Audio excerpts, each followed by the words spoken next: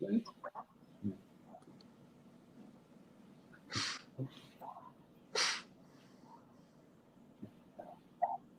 All right, cool. All right. We just had a little technical glitch, but then we figured this out. Good morning, everybody. If you're calling from somewhere in Europe, and good afternoon or good evening if you're calling from somewhere else in the world.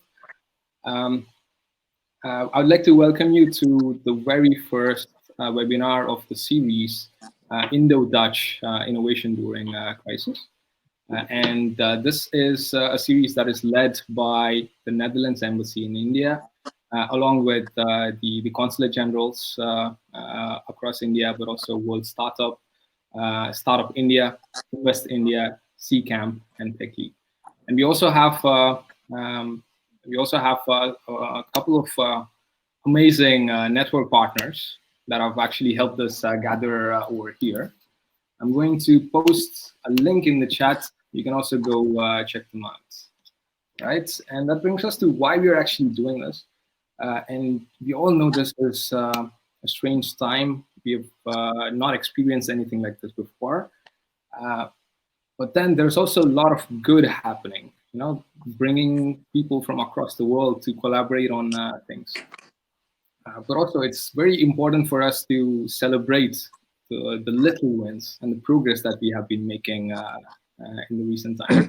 So that is the main idea, and to also encourage cross-country collaboration. And in this case, we're going to do this between India and the Netherlands. I was talking to some of my Dutch colleagues here, and they said, hey, do you realize Indo could also mean Indonesia and not just India?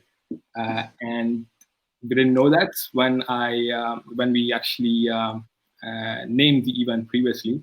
But then, hey, here's the thing. We're also working on creating something similar with Indonesia as well. So please stay tuned to that. This is the first of the webinar series. We also have the next one coming up on the 26th of May, which is going to be about AI and data. And then there's going to be one on the 9th of June about smart cities and mobility. And all of this around the current situation that we are in right now. Let me quickly introduce myself. I'm Aditya Putta. I'm actually originally from India. I'm living in the Netherlands right now. And I'm the venture sourcing lead for World Startup in the Netherlands. And it's always nice to represent both India and the Netherlands at the same occasion. All right, the ambassador of Netherlands and India is actually staying on right now. We're going to bring it up in a second. I would like to say we have 12 speakers and we have so many visitors over here. You know, as much as we would like to say we're going to do a spotless event, I like to think we might experience some technical difficulties, so please bear with us. I have my Batman sweater here with me. If I'm wearing that, then you know I'm in the life-saving mode, and otherwise we're okay.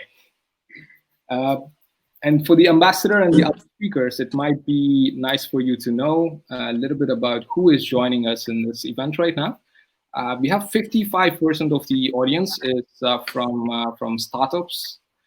And then we'll have between 7 and 10% from corporates, governments, but also scientists and researchers.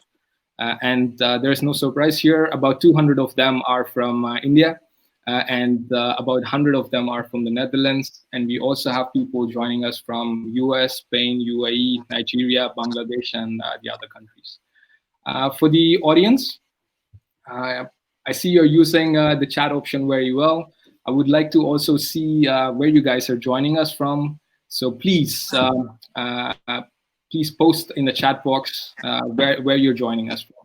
It'd be nice to see. And also, there is an ask a question option. If you're using your laptop, it's to the left of your chat box screen.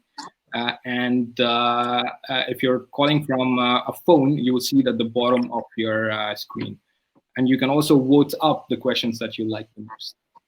All right, sounds good.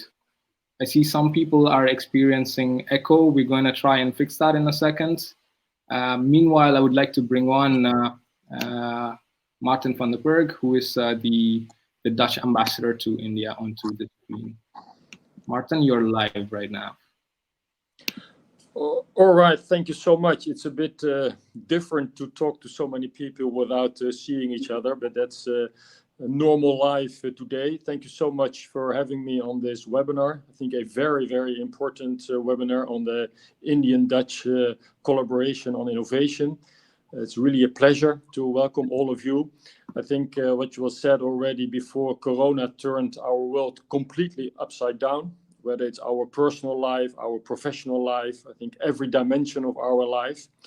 But let me first take you back to a long time ago, to the year of 1353, taking you back to Europe, to Italy, to Florence. One of the most famous writers of that time, Boccaccio, wrote a masterpiece called Decameron, and the story describes the life of 7 women and 3 men in a villa in Florence during the plague, the Black Death. In fact, it was a kind of a lockdown.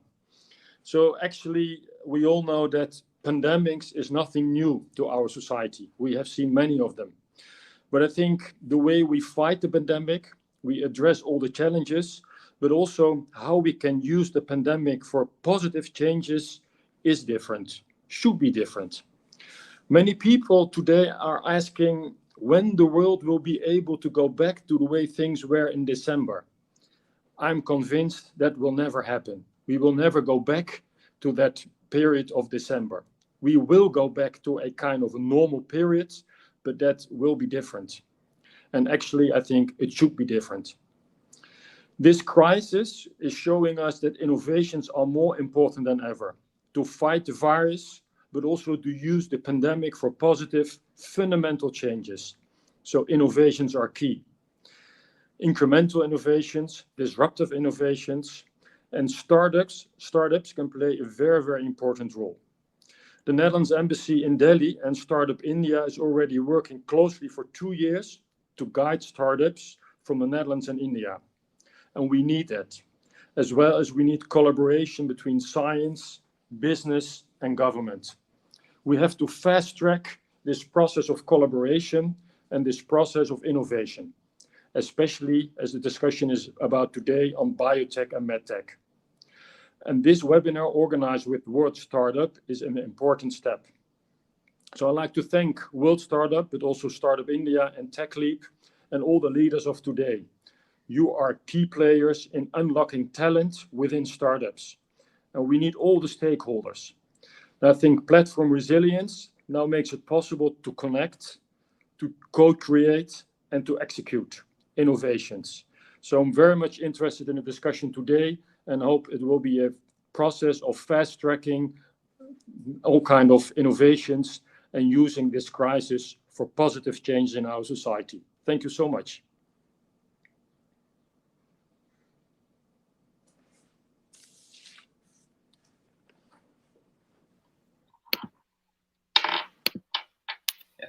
Mr. Ambassador, thank you very much for your positive message, and also thanks to you and your team for making this happen.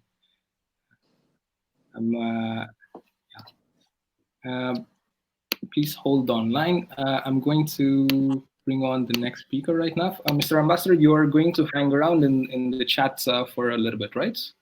If anybody yeah, if possible until the end. So try to, well, at least until around 4 o'clock, because I'm very curious and interested in the discussion. So I'll be hang around. Okay. All right. Sounds good. Thank you very much. Then the ambassador is hanging around with us, and then we're going to bring on our next speaker right now. And our next speaker is the founder of World Startup Collective, Kertian. You should have received an invite to come onto the screen.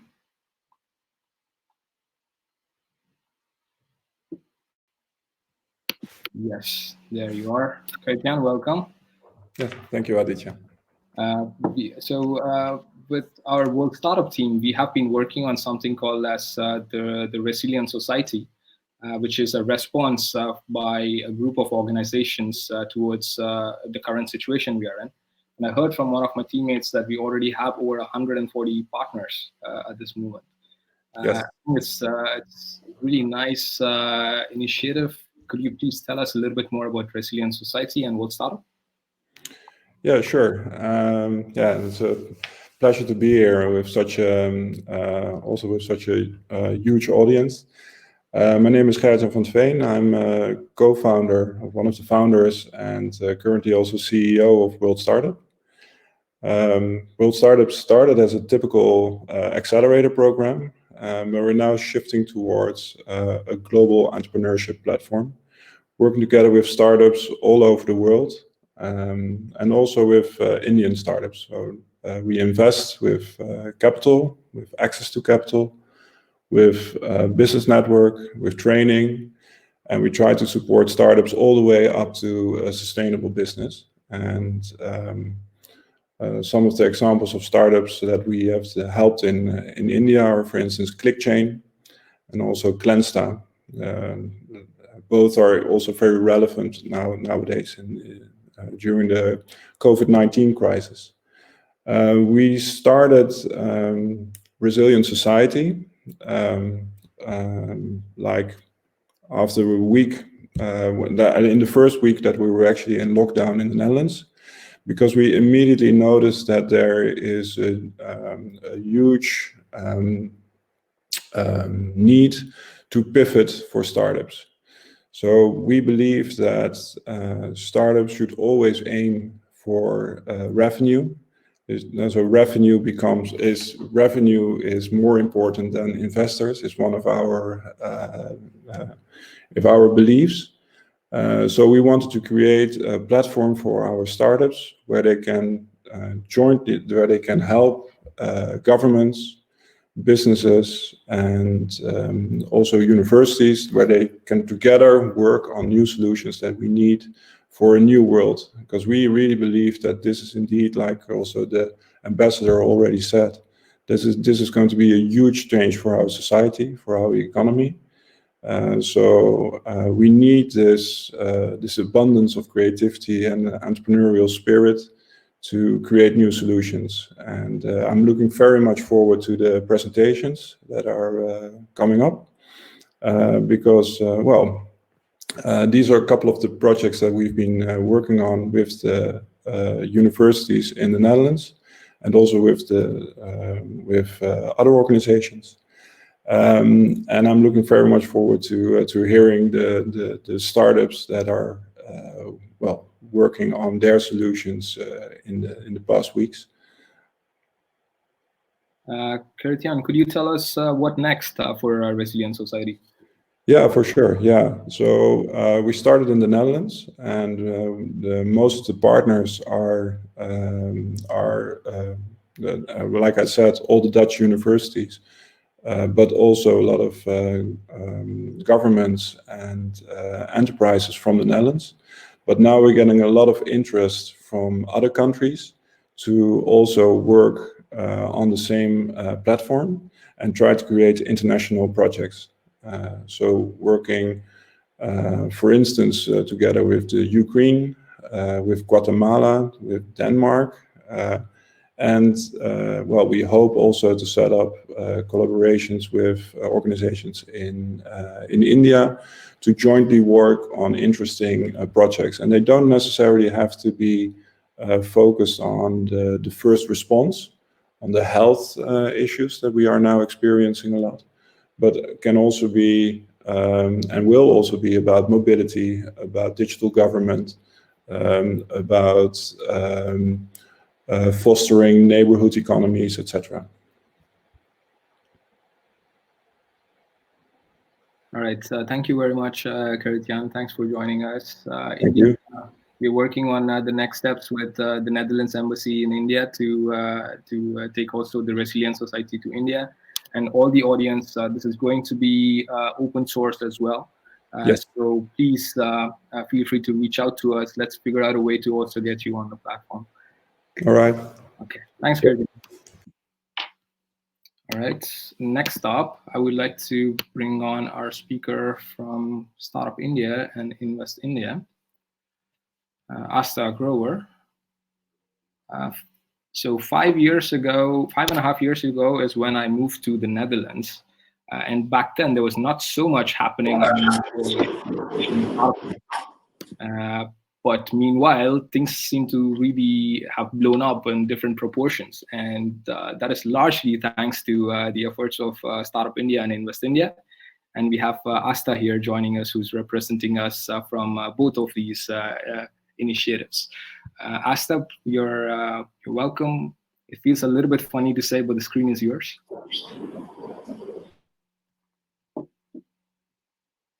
A very good morning, good afternoon, good evening to all of you.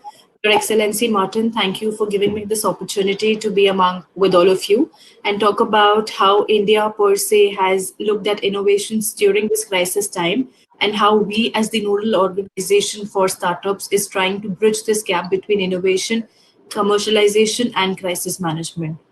Aditya, would my slides be up there right now? Thank you so much. Yeah, so I think before I start, I'd like to, talk about the first slide that we have about the Indian ecosystem. Some of you who are there in the audience are from India, and I saw in the chat window, a lot of them are there from down south. But for the benefit of the others, I'd like to start by saying that I've been a founding member of the Startup India team back from 2016. And today I'm leading the Startup India team under Invest India. I've seen this ecosystem grow from startups coming out of only Delhi, Mumbai, and Bangalore to 45% of the startups now coming from tier 2 and tier 3 cities. When the Honorable Prime Minister launched this initiative back in 2016, he said that startups are the next job creators, wealth creators, and technology disruptors. I could not agree more with him because if we look at back in 1960s also, 60% of the Fortune 500 companies do not even exist now. And that's because of the technology disruption which startups are bringing into the ecosystem right now. With these objectives, we started helping the ecosystem and we've seen the ecosystem grow leaps and bounds. When we started, there were only 4 states with startup policy. Today, 29 states have their own dedicated startup policy. The ecosystem is still fairly in a nascent stage. And if I may take the liberty to thank over here His Excellency Martin again, our colleagues in the embassy, Ravleen and Louis, for taking a startup delegation to Netherlands last year. We learned a lot from the vibrant ecosystem in Netherlands. It is fairly at an advanced stage. We learned a lot from how the incubators and accelerators are functioning there, and we got a lot of those best practices back here in India. So thank you for organizing that for the ecosystem. We were in the midst of planning another trip to the Next Web Summit in Netherlands, but we have a new normal right now where I believe that again will be a digital conference and events like this. Moving on, if we look at the next slide, I want to talk about India's response to how we have dealt with the situation. On the 22nd of March, when we were still not in a lockdown situation, but we felt that there is a need for a central platform where people can have an easy access of all the information that is flowing from the government, be in terms of passes, be in terms of regulatory advices, be in terms of policies and decisions that they have to follow. We thought that we will make it as an information asymmetry platform and we'll put everything up there on the platform. As we went to grow on, the platform got us the demand and we started bridging the gap between demand and supply. We soon realized that there are a lot of critical care equipments that are not meeting the end demand. We started to bridge this gap by getting all the demand side channels into one place. We spoke to all the people who had pivoted their innovations and business models to produce N95 masks, PPE kits, low-cost ventilators. We started and building a repository of these solutions.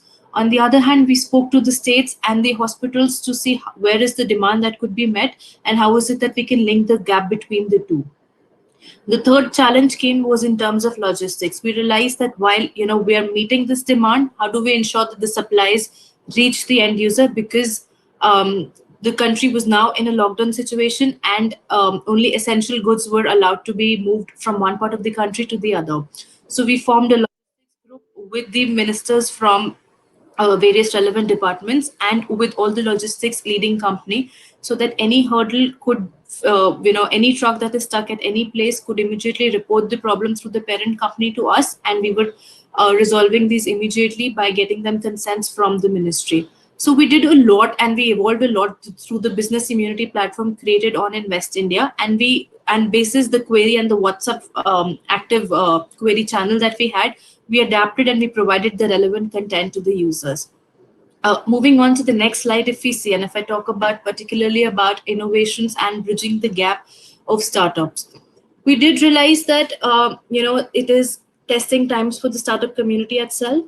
So we advise them to pivot their model wherever feasible and to look at cash as the king. Start dealing, pushback payments, and a lot of these regulatory concessions were provided by the government itself. But how do you pivot your model? And if you're already doing something innovative, how is it that we can help you bridge or meet your demand with the respective concerned authorities? We launched an open call for application in the last week of March itself, inviting solutions across the 10 categories that you see on your screen right now. Be it personal care equipment, logistics, AI-based technology for contactless entry, critical care equipment, crowd management, logistics, and the likes. We realized that a lot of startups, I knew a startup from IIT Bombay creating sanitary napkins, and they had used the same machinery to make masks. Now we do have a ready supply of masks. How do we bridge the gap? So first, of course, was the problem of collecting all these solutions and then evaluating them. We kept the applications open for 45 days, but we started evaluation right up front so that we do not lose out on any critical time. We received over 776 applications, and ultimately it became an interministerial task force comprising of other ministries of Science and Technology, Ministry of Biotechnology, Niti Aayog, Office of Principal Scientific Advisor, that was looking at this repository of solutions, evaluating them into three categories. Category A were the ones which were immediately ready to be deployed without any further support. Category B were the ones which needed further support in terms of funding or certain licenses. Category C were definitely the ones who needed a little more handholding. While we did categorize, we realized that a lot of these solutions are applicable immediately, and we have started deploying equipment to Air India, from to hospitals to state and central governments. We realized a lot of solutions for crowd management, for large area sanitization, and for movement tracking are essential not just for the government but for every corporate and industry out there who will eventually move on to open their factories and offices after the lockdown ends. The large area sanitization solutions are extremely innovative, and they've come up with new ways and low cost effective solutions to help solve these problems for the startups. We're now in the process of organizing demo days. We have done 2 demo days already, pitching these solutions to corporates, and I'm very happy to share that we've received a lot of positive interest from all the corporates and the investors who attended this solution. I think at this stage, the challenge is to get everyone together and provide the right support. We have investors on one hand who are saying that we are willing to support these technologies. You get them the end user. Our role right now here is to find the right solution, get deployment in the right ministry. Moving on to the next slide, and I think this is my last slide. Just wanted to highlight that the government of India itself has taken a couple of measures to ease out the environment for startups at this time. From creating a central control room where any queries could be channelized, and these queries come to us eventually for helping them with the issues that they're facing, to easing the regulatory norms, delay and extension of statutory filings in terms of taxes and compliances, using your CSR funds to Prime Minister's Relief Care Fund, to a 24/7 custom clear helpline, increasing the loan moratorium period for working capital loan. The Small and Industrial Development Bank has also come up with special loan schemes for startups. And there are 2 loan schemes, one dedicatedly for startups who are providing equipments or critical care equipments which are useful at the time of COVID. And there's another loan scheme which is favoring startups to keep up their business alive and to meet their wages and salaries. At present, we do have a couple of economic packages, particularly favoring the lower income classes with certain stipends and income. We are ensuring that food does reach them through the Pradhan Mantri Garib Kalyan package and the likes. I think I'd just like to move on to the last slide to leave the email ID for the reference of the audience out here. If you are a startup creating any innovative product, please do reach out to us at this address, and we will make sure that if we find you the right connect with the stakeholders, be it in terms of procurement, deployment, licenses, or investment. So that was it from my end, Aditya. Thank you. All right, thank you, Asta. We're actually going to bring on the next speaker, and then you're going to come back on. So we might take let's take some questions from the audience. Our friend Pim de Box in the chat says, "Amazing work, Asta." So that's nice to hear. Thank you. I'm going to bring you back on in about 7 minutes.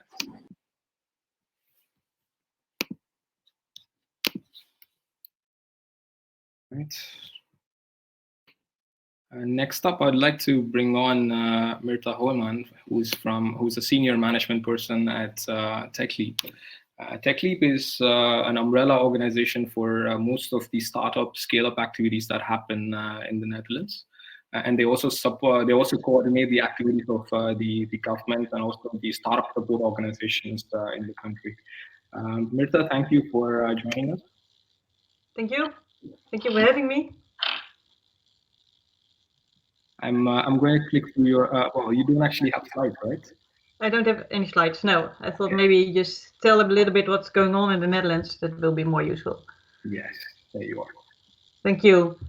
So I'm from TechLeap, already introduced. We are a public financed organization in the Netherlands, and our goal is to make the Netherlands startup ecosystem very strong, to make the Dutch economy stronger, so that we can build great companies. And we do so by focusing on tech leaders.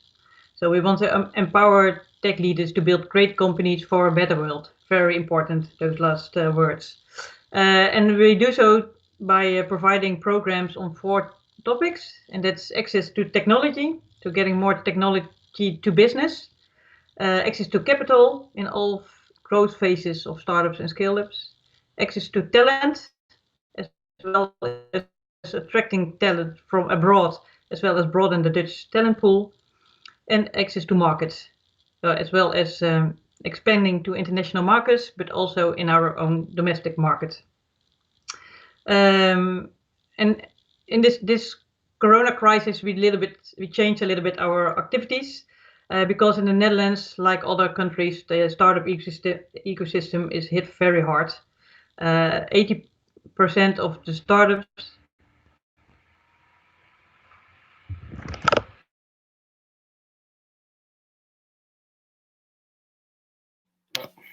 See, Mirta dropped off for a second. Okay, we're gonna try and get her back up.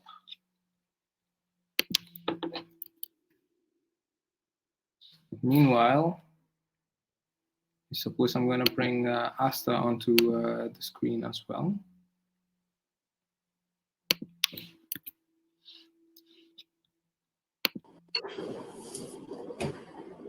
Hey Asta, while Mirta is trying to reconnect, I thought we could. I think I'm back. All right, there you are. I'm so sorry, I didn't know. I don't know what happened. No, that's all right. I mean, you were expecting a couple of these today, so you could kick off. Okay, so what I was telling, also the startup ecosystem in the Netherlands is hit very hard. 80% of startups is not for sure if they will survive this crisis, and more than half of the startups is immediately. They need money immediately.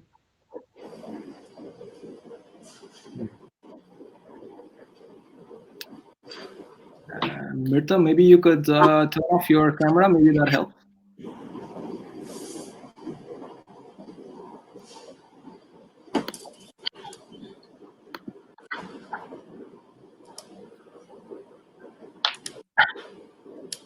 Sorry for screen swirl here. Asta, I'm gonna bring you back on. This is gonna be fun. You had mentioned about the demo day that you're doing right now. Can you tell us a little bit more about that? How can the audience find out more about it? How can we join it? Yeah. So basically, the solutions that we have evaluated from the challenge that we did, we have categorized them into the 10 buckets, and we are finding an end user for them. So for example, we have done large area sanitization. We realized that all the retail shops that would be open, all the corporates, all the hospitals, quarantine zones, airports, and metros, and municipal corporations over here would be the end users. So we reach out to them with this deck of the solutions that came to us through this challenge. We gather their interest, we send them a link to RSVP if they're interested, and we organize these pitches. For every demo day, we have about 10 to 12 solutions with very crisp pitches, and basis the interest that we receive from the audience, we connect them further. For those who want to participate in these demo days, you can write to us at the ID that I had shared earlier, and I'm going to put that up in the chat window as well. We're going to figure out which category of solution does your product fit into, and we'll evaluate and make you a part of the demo days accordingly. Yeah. All right. Asta, thank you very much. Let's take one more question. There is a question from Ravi. He wishes to ask you, do we have enough organizations making PPE, masks, not only the current COVID pandemic, but also for the medics and the paramedics,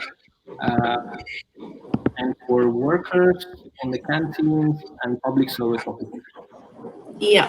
I think thank you, Ravi, for asking this question. It's very relevant in the times that we are operating right now. Talking about the India scenario, the current demand that we have for PPE kits is limited in number. If the supply is limited, we are producing around 10 to 12 lakhs per day. However, the requirement will go up to in some millions, and we definitely have a huge gap to fill here. So PPE kits is definitely the need of the hour, not just during lockdown but after it as well, because this will be, like you rightly mentioned, it would be required in all the places that you have mentioned. In terms of mask, while we are okay with the fabric ones and the regular ones, but N95 mask is again where we see a shortage, and we are urging companies to help startups by scaling up their production in these in N95 mask as well. All right. Thank you very much, Asta. Mrita, I think you're experiencing a little bit of internet problem. We will try to get you on a little bit later during the presentation. We'd like to actually right now move on to the next part, which is actually hearing from some of the thought leaders in the biotechnology field. And I would like to bring onto the screen Professor Eric Claassen, who is the CEO of Viro Native and also a professor at the Vrije University in Amsterdam, and is one of the foremost experts on virus and vaccines. But also he's an entrepreneur and he's on the board of several organizations. I see you over there. Asta will talk to you very soon. Sure, thank you. Eric, you're on the screen.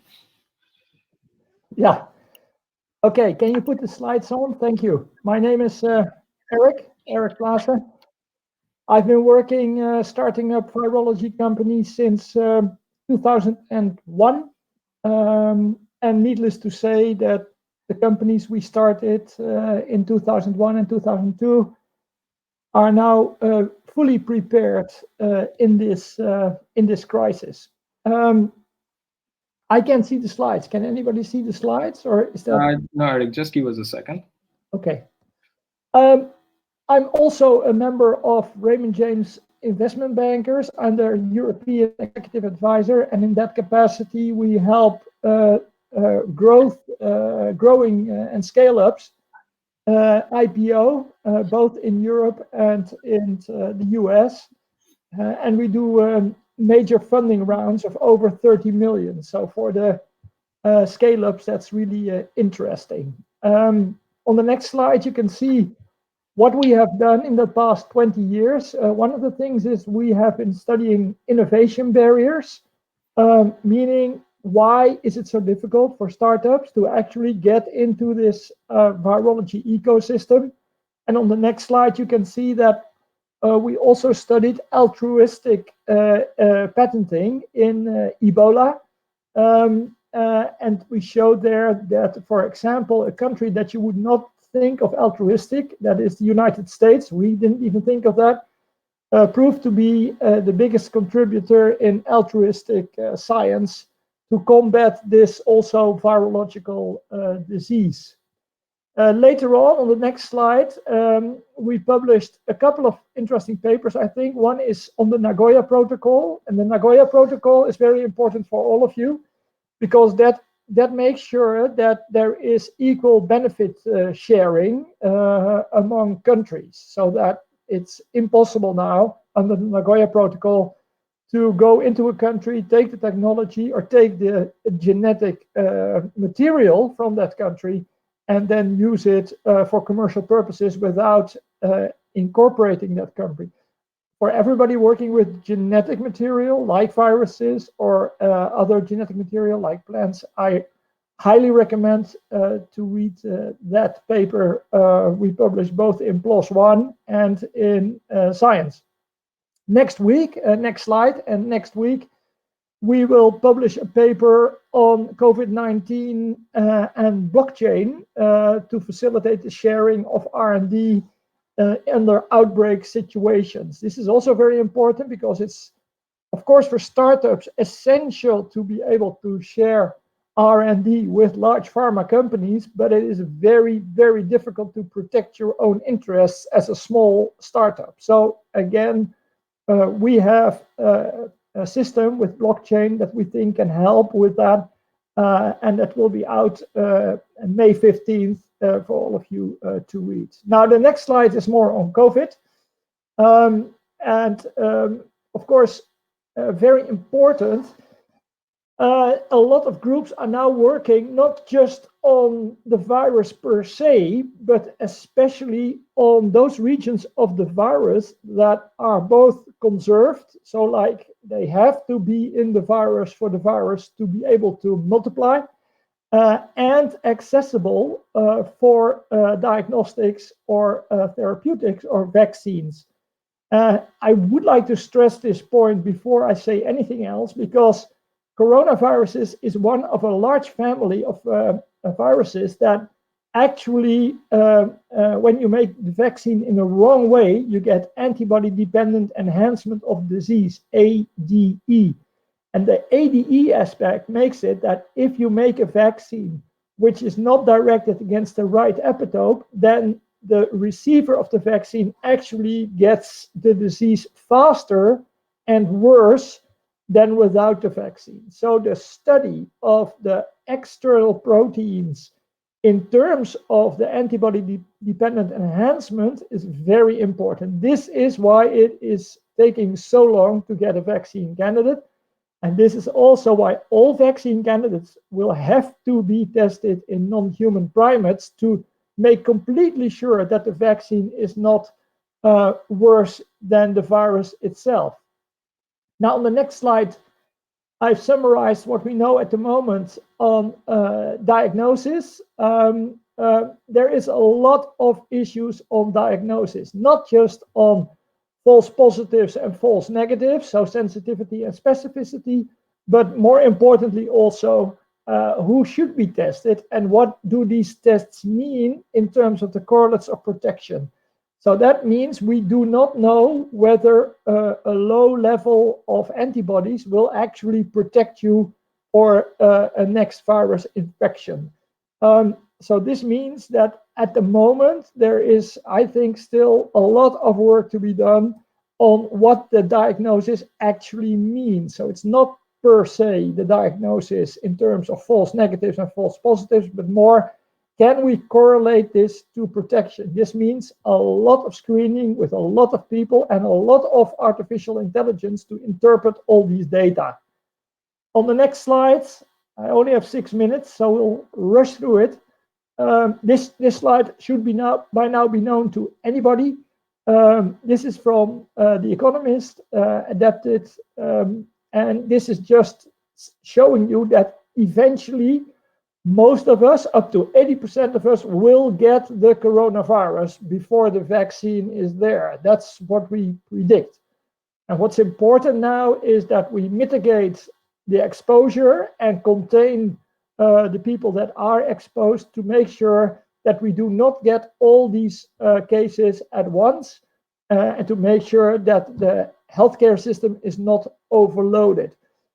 Here is, of course, where things like temperatures, I saw infrared thermometers, where mouth masks and other things are very, very, very important, maybe even more important at the moment than the vaccine.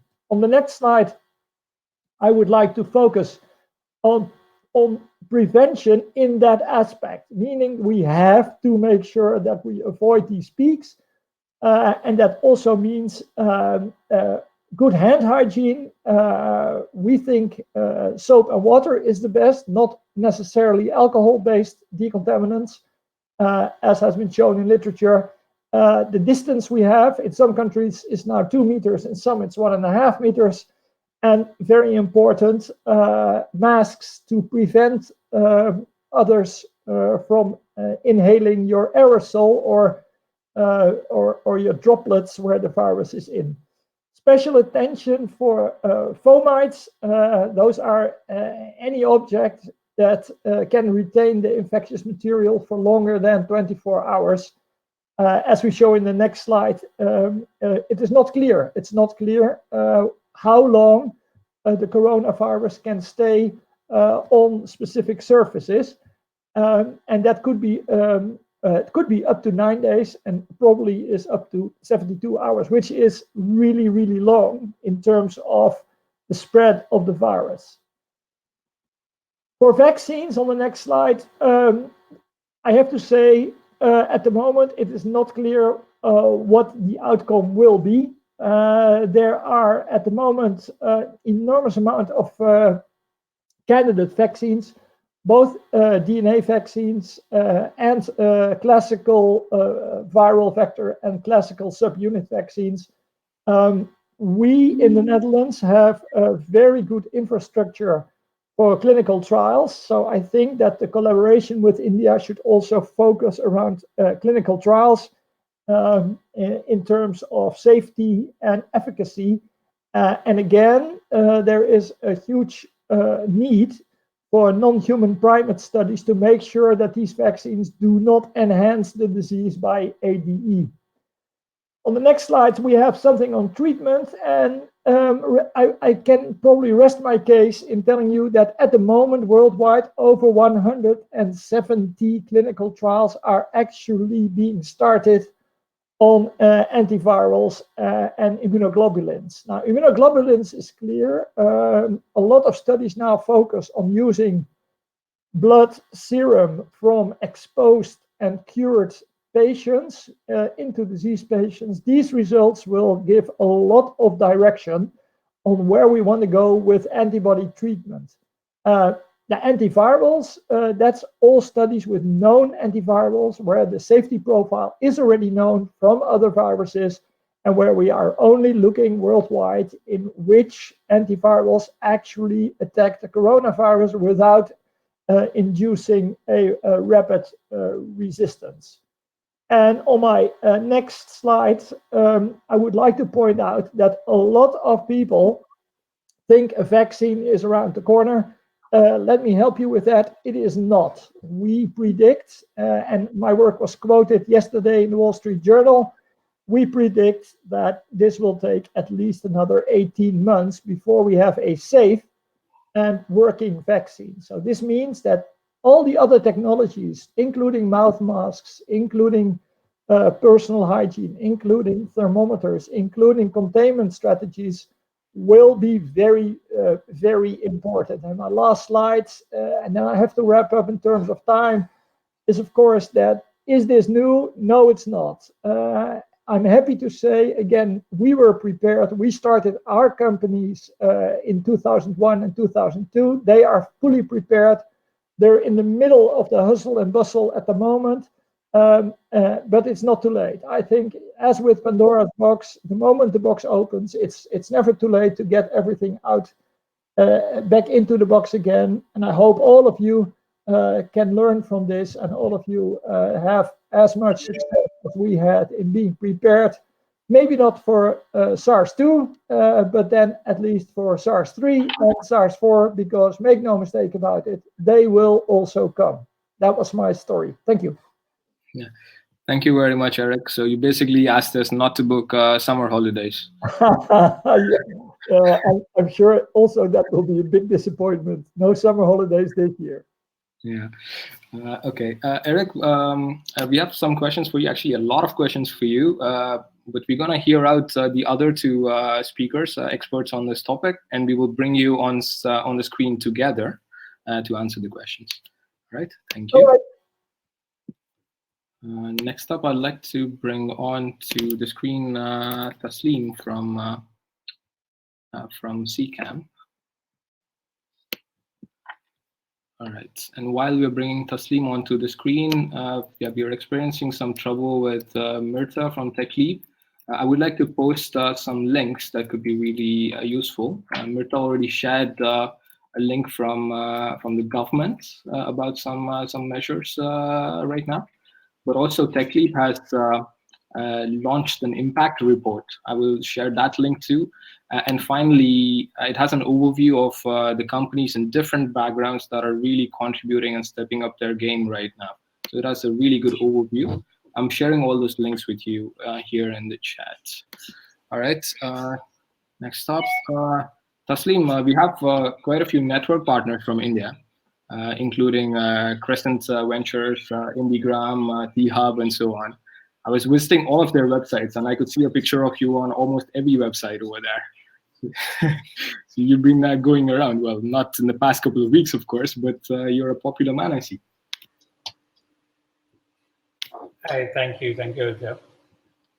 Yeah, Taslim, I'd like to leave the screen to you right now. Yeah, thank you. Thank you, everyone. It's great to be here, and thanks for all colleagues from Dutch Embassy, Startup India, and other organizations. What I wanted to share in a few minutes is a very exciting aspect of what we are seeing in last a month and a half in India. How possibly two things have changed. Of course, life has changed for all of us. No one is left on that. But importantly, how innovation ecosystem is actually stood up in this difficult times for all of us in India. It's very, very exciting. And I wanted to share from the perspective of our friends from India as well as from the Netherlands to see how such exciting uplifting that has happened in terms of the innovation capabilities within 2 months, how that can be leveraged to build more ties. So if I can go to the next slide. So CCAMP is a Bangalore-based organization supported by Department of Biotechnology, Government of India, with a mandate to enable high-end research and deep science innovations. And that is something that we are very, very, clear about. In the last 10 years, we have done a lot of work. If we can go to the next slide. What we have now is that we are possibly in touch with all over India with our mandate to support deep science research and innovation in the field of life sciences. We are in touch with around 2,500 to 300 startups related to life science in India. Plus, we have now our own portfolio of 150 to 160 startups, which are doing really phenomenal work and have done very, very well. Now, I want to take you to the next step in the next slide. What has happened 2 months back? While a lot of the startups, which I showed in the previous slide, they were doing fantastic work in antimicrobial resistance in terms of the device, a ventilator, a stem cell-based approach for vision disorders, and so on. We realized come March, and we found that as India was to face this unprecedented time, we did not have enough tools or healthcare the machinery to actually respond to that in terms of ventilators, in terms of rapid diagnostic kits, and so on. So along with several partners which are listed here, we have CCAMP launched CCAMP COVID Innovation Deployment Accelerator with a single objective, that is to identify some of the near deployment ready innovations which may have an impact towards our fight against COVID-19 and see how we can make them deploy, we can help them deploy with deep hand-holding. What has happened over, if I may just stay here for a while, what has happened over last almost a month and a half is that we have now assessed and worked with 1,100 innovation submissions that came our way. And we have categorically, very intensely worked on it and build capabilities to actually now have assessed, if we can go to the next slide, come with what you would call it as, can I go to the next slide, please? Thank you. What is this? I want to talk about a little bit, where we have now identified 31 startups for impact in general, and out of which 17 innovations are in the field. We are very, very delighted with this. I wanted to share a couple of innovations that actually can make, help understand. So a few things we have done in terms of categories. Let's begin with ventilators, where people are talking about the need for ventilators. We have now categories within ventilator, invasive and non-invasive ventilators, and we have nearly 5 to 6 different kind of ventilators that we identified. And one ventilator has launched 2 weeks back, which is called SMES, which has ability to give non-invasive respiratory support to near severely affected patients. And this has really worked absolutely phenomenal in terms of what it has done. So we have that been launched already. At the same time, if you go, one of the major problems in India today and for next 2 months would be the rapid diagnostics. So we have now 3 to 4 companies, including the, like Kosara, Huel, and others. And I'm sure that my lab has also done a fantastic job in bringing the rapid diagnostic in the market. So we have now 4 to 5 companies, Big Tech, Trivitron. They have brought their new kits to market, and now we are helping them to scale that up so that we can test more next going forward. Apparently, the projection is that we should do 1 million tests per day or even more, if I'm not wrong. And that is a huge task for all of us. So how do we work towards that? We have built new capabilities in terms of chemical ways of building media for doing the disinfection for masks, for surfaces, and also for what you would call it as the air sanitization. So we have that ability as well, where you can, in ICU setting, you can bring down the viral load. If I may summarize, I would say that what CCAM, because of its ability to connect innovators across India, we are very delighted that we have presented this 31 stars for impact, out of which 17 innovations are in the field. And we are very, very excited that they are now doing this. With this, we go to the deployment scale-up phase and work with this 31 to actually take them to the higher level of deployment in the field. If I may just close out with my last slide, that is our coordinates. We will be very happy to engage with both Dutch and Indian innovators or other stakeholders to reach out to us to see how we can work together during these times. Our email ID is ccam@ccam.res.in. Twitter handle for me is Taslim Arif. My first name for CCAM, it's ccam_Bangalore, and our website is ccam.res.in. Very happy to see what we can come together, and I'm delighted that we got an opportunity to share our efforts on this forum. Thank you. Thank you very much, Taslim. We're going to bring you back on the screen right after our next speaker. Please hang around. I would like to now bring on Hans Schikan from, well, he's actually calling in from Sweden right now. Hans Schikan is the board member of Top Sector Life Sciences and Health Holland. And I would actually like to give a shout out to Sandra from RBO, from NFIA, for making this happen as well. Hans, welcome. Thank you for joining us. The screen is yours. Thank you, Aditya, for having me. It's great to be on this forum, in this webinar with more than 350 participants. because I strongly believe in this kind of cross-border collaboration. What I would like to talk about is two things, actually. One, what we are doing in the Netherlands in order to help startups and scale-ups, but also some of my personal experience. I'm a former CEO of a startup company, which became a scale-up company, which eventually was listed on NASDAQ and then acquired in 2015 by an American company.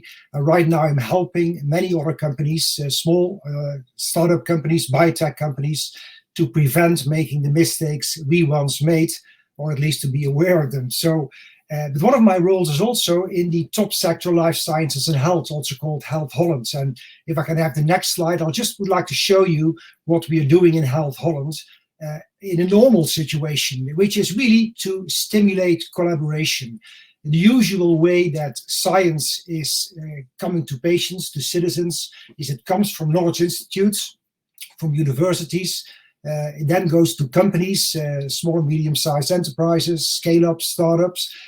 Government is helping out, and eventually it should come to patients. And we strongly believe in Health Holland in the so-called Quadruple helix. So not the triple helix, no, the Quadruple helix, where citizens, where patients play a role as well. And that's also illustrated on the next slide, where if business is as usual, we are working on mission-driven innovation. So we really want to look far ahead of time. Our goals are that by 2040, all Dutch citizens, and hopefully in many countries, other countries as well, will live at least 5 years longer in good health, and that health inequalities between the lowest and highest socioeconomic groups will have decreased by 30%. And that we're focusing on a number of missions in there. But this was all actually pre-COVID-19. And just to give you some of my personal experience, when I was in the boards of a couple of companies 2-3 months ago, the first signals came up that maybe blisters for capsules would not be coming from China anymore, or ingredients for active pharmaceutical chemicals were not available anymore. And later on, it became clinical trials. Patients or healthy volunteers were not coming to hospitals anymore, and that caused delays. And finally, and I would say that has the biggest impact really, is that for those companies which are well financed, and as you all know, life sciences comes along with high risk but also high investments. On the moment that you are well financed, you probably can survive a COVID-19 crisis for some time. But if you are at the brink of refinancing your company, many investors are then withdrawing, and it's going to be quite difficult. And as Meerte was saying at the beginning already, not for life science in particular, but it would not be unlikely if a large majority of many innovative start and scale-ups will not survive COVID-19. And that's why I'd like to show you in the next slide what our State Secretary of Economic Affairs has shown. And that is, when COVID-19 came, the government really, really went to help out. And I'm not going to repeat what she's saying here, but basically it is about helping startups and scale-ups, which are really key for the future, for our future economy, and certainly in a life sciences situation where many of the solution today and tomorrow will come from these startups and scale-ups in life sciences. Please, the next slide. And here are a couple of examples as to what the Dutch government has been doing. For example, there is a so-called coronavirus bridging loan where up to 100 million euro currently is available to really help companies which are suffering from COVID-19. There was a measure starting early April about sustained employment, that if you had a revenue reduction of more than 20%, then you could, let's say, temporarily reduce the time your employees could work and gain good money in return. But then again, many of the startups and scale-ups do not have revenue, so the 20% reduction would not be applicable to them. Then there is a guarantee scheme that banks will be easier in lending money. Well, not really happening for life sciences startup. And finally, a 4,000 euro grant for entrepreneurs in general. Well, with 4,000 euros, you can't get very far in a life sciences startup. So the first one, very applicable, but many of the other ones, not yet. So we are still working very much on how we can help those start and scale ups. Next slide, please. And here are a couple of funding opportunities to help companies on COVID-19 solutions. For example, we have a Eureka call where we are, as Health Holland, are participating.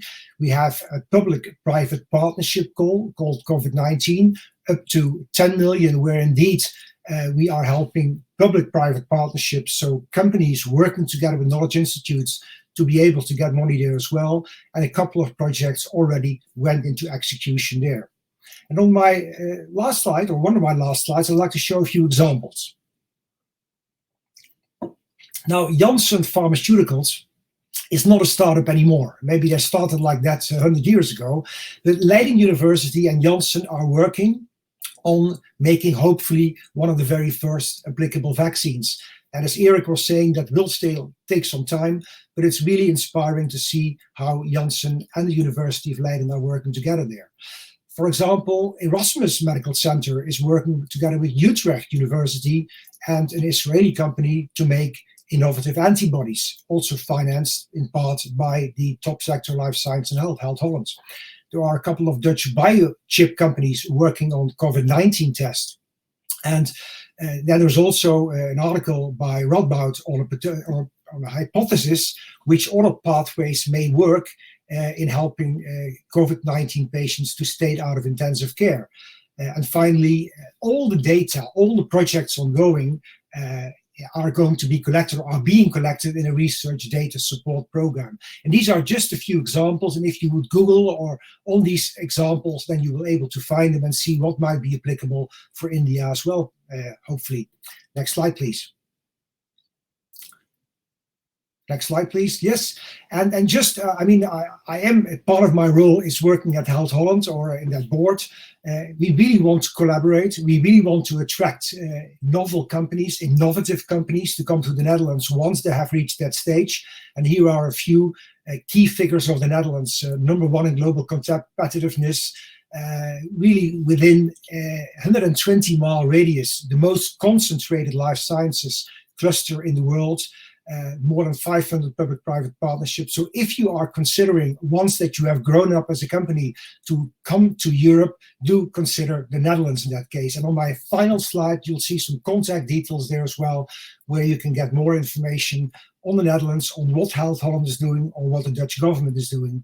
But all in all, I must say that going now in a 30,000 feet perspective of COVID-19, on the one hand, it's a huge challenge. We see enormous challenges for startup and scale-up companies. But at the same time, I also strongly believe that the strength of science and the power of partnerships and the sheer pleasure of sharing information will hopefully emerge from this and will stay for a long time to come, also post-COVID-19. Thank you. Thank you very much, Hans. I'm going to bring on the other two experts also onto the screen, but meanwhile, maybe you can already answer a question. Sure. This is something that Eric was talking about, that he expects it to take another 18 months before we can resume life as normal. Are you on the same page as well? Yeah, well, when you are in biotech, and certainly when you are a former CEO or on boards of companies, you have to be an optimist. That's one thing. So I hope Eric is totally wrong, but unfortunately, science has shown that it will take a long time. Then I must say as well, to have currently more than 100 vaccine companies at the same time working and also collaborating, I'm hopeful. I'm hopeful. Okay, all right. How about you, Taslim? What do you think? Can you come again, Aditya? Sorry. The same question to you. Eric has said that it might take about 18 months before we can resume life as normal. Hans wants to remain more positive and thinks it's going to happen sooner. How about you? I would like to be from that perspective. While realistically we may have, this is uncertain times, but I think I would like to hope that some of the points, the work that is happening from some of the labs from Washington University to Oxford University and other vaccine approaches, as well as in India right now, we have very good vaccine approaches from Bharat Biotech, as well as a few other Serum Institute of India, as well as some therapeutics approaches in plasma therapy, as well as some others. I think I am a bit more optimistic on that life will, of course, there will be a change, the way we'll all live, but I hope that we'll be able to get to as normal as possible soon. Okay, all right. And actually, because the regulation parts of Netherlands and India are set up quite differently, does that make it easier for testing in India right now? So I would say that I didn't say this and I missed out, but I must say that the government authorities have working very, very hard in India right now. Absolutely phenomenal, both at the central and state level. And in terms of especially, I think all departments like PSA office, the DBT, DST, CSR, but even ICMR and the Drug Control General of India, they have actually smoothened out the processes very much. And I think a lot of new approvals are coming through very, very fast and very efficiently. So I think hopefully we will have interesting interventions, health interventions for COVID in India also very soon. Okay, all right. Next question, perhaps Eric, you can take this one. It's from Mukesh. He's talking about the collaboration between companies at the global level. And if I can add to that, how can companies collaborate right now in the biotechnology field from across the border? That's a good point. It's becoming, of course, increasingly difficult with every week that passes. More exclusive collaborations are getting in place. I don't know whether you saw it, but Eli Lilly made a huge contract with a Chinese university, over 250 million euros in value in total. All the large companies are trying to lock up in an exclusive fashion the technology that is out there. So this is a really very important point. This underlines what Hans Schikan also said, is that in this time we need enormous amount of government support to get those technologies to the point that big pharma will actually pick them up and bring them further in the especially phase 3 clinical trials, which are pretty expensive. So yeah, it's really a government issue, and again, that's all being arranged under the Nagoya Protocol. So individual parties and individual countries can also claim technology for the longer term and benefit sharing for the longer term, irrespective of industrial contracts. So it's worthwhile to look at the Nagoya Protocol of your specific country. Okay. Right. Aditya, maybe I can add on to this as well. I mean, I think this webinar is a great first example, because I already saw a couple of messages coming by on the chat box where I took pictures, because those companies in India might be very interesting for some of the companies where I'm on the board. So it really already starts with knowing what's happening at the other side. And just one example, if you look at COVID-19 on Wikipedia, in English, in Spanish, in Italian, or in Dutch, the content is to a large extent different. Not as much about the disease, but about the interventions, the potential interventions. And that is really not possible. I mean, we really have to exchange more information. What's happening in India should be known in the Netherlands, in the United States, all around the world, and vice versa. All right. Yeah, no, definitely. And we have another question from Akshat. He has been very active in the chat, in the question box. I think we have over 10 questions from him. He also says he's also an entrepreneur. So please share a link of your company with us, Akshat. His question is a more future-oriented, and it's for Hans to answer. He's talking about how can a startup become a big player if it doesn't wish to be acquired? Yeah, well, it starts with a lot of optimism and honestly perseverance, but that's more a general remark. And I would say a very short crash course on how to become a bigger player. Always have plan B available. Nobody had expected that COVID-19 would come, and those companies which were in a good financial situation with good capital resources, have a higher chance of surviving. And those who have been postponing that have a very difficult time now, because many VCs, many venture capital companies are looking at their own portfolio and are less interested in investing in new company. So always have plan B available. And the last thing, have fun as well. I mean, if you could be one of those companies to come with the first test or to have collaborated in a vaccine project, you'll go into history as somebody who really has collaborated. And that's the ambition all of us here on this call will have as well, to contribute and to make a difference. Yeah. Just to stay on the acquisition part though, because the biotech companies and the medtech companies are experiencing a very different growth curve right now. So do you expect some acquisitions to happen in the next couple of weeks, next couple of months?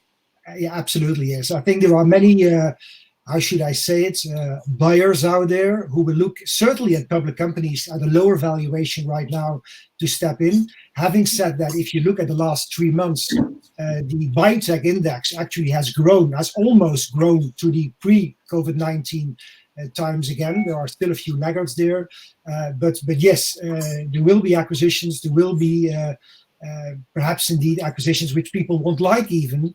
But then on the private side, that's different, because if you have a private company, it's easier to say no to any attractive offer. Right. Thank you, Hans. A question to Taslim. Somebody in the chat box, Sudhira, says he appreciates the speed and agility of your team at CCAMP. How are you able to process 1,100 applications for anything really? We have about 25 people from in the audience from startup support organizations. It might be interesting to hear. How do you go about it? How do you process so many applications in such a short time? Great. No, thank you for that. So I think I must, in regards to Sudhira, I must give credit to my colleague. So I think when we realized that this actually became a mission-driven approach, and when we realized that there is a need to support the last mile issue for innovations, and we started the accelerator, CCAMP has a very, I would say, and I happen to have very good colleagues who are very talented. So 14 of all of us worked full day to assess by category. Categories were given to individuals with the team to assess those, almost 30 to 40, as one would say, the submissions. And every day we would have 3 levels of calls for assessments: 2 o'clock, 4 o'clock, and 5 o'clock. And 5 o'clock was the final call to actually present the case for the innovator and do the question answer and say whether there is a merit or not to take it forward. And if there are questions, the nodal officer would have to call back, get her more details, and then push back. So this was a gigantic effort, really a gigantic effort. And the credit goes to my colleagues who were passionate and had the right attitude to pull this off together. But one thing I must say, and I must reiterate, it's delighted to see some of the work has come out. As you would hear from Nachiket, the work in the SaaS, the non-invasive ventilator, when we see that has launched out, it's good. He may actually be able to say a little bit more, which I do not want to say about, is something else that he's doing, and we are helping that as well. The kits which were not approved while we begin the work with them. Now 2 of the kits are approved in the rapid diagnostic aspect. So it's very gratifying and good to see that some of our efforts actually have come to the fruition. But all credit goes to my colleagues at CCAMP. Thank you, Taslim. Guys who are in the audience, I'd like to tell you we are going to go over time. So please sit back and join us for the next couple of minutes. I've already informed the startups and they're okay with going over time. We'll take a final question for this panel, and this could be for you, Eric. It's actually from Ben from Potini. I think you know him already. His question is, why is there not more focus on antivirus and so much focus on vaccine at this moment? Antivirals are classically molecules with a lot of safety concerns. That's not intrinsic to specific molecules, but as a group, we published on that. Vaccines are faster to make, but especially much cheaper to make. So it's not that antivirals are not sexy or are not worked on. They are usually discarded because of safety issues. So the challenge for Bernd van Buren and Protini and others is to develop antivirals that have a very, very, very good safety profile. And then that's a multi-billion-dollar market out there. Again, that's difficult to predict, because if we could predict that, we would be not in this situation. And it's so difficult that I also predict that there are Nobel Prizes waiting in the antiviral field in terms of efficacy versus safety. All right. Okay, good to hear. Ben, so you might be up for a Nobel Prize soon. Good to hear. I'd like to thank the three of you. Just to keep the time intact, we have to move on. I'm thinking we should start a series just with the three of you to answer more questions the next time. Thanks. Thank you. All right. Pleasure being here. Thank you. Thank you. All right. Next up, I need to work very quickly on my tech screen here. All right, now is the most important part, perhaps the most exciting part. We're going to bring on the entrepreneurs that have been making a huge difference in the past couple of weeks. First up, I would like to bring on Anu Acharya. She is the CEO of MapMy Genome.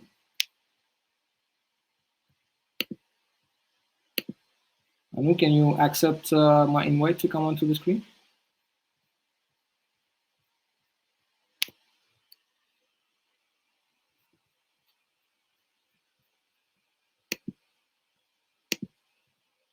I'll try once again.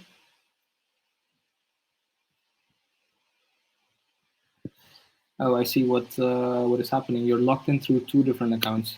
I will.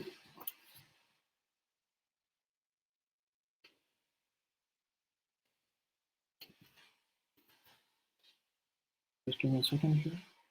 Oh, there you are. Yes, this should work right now.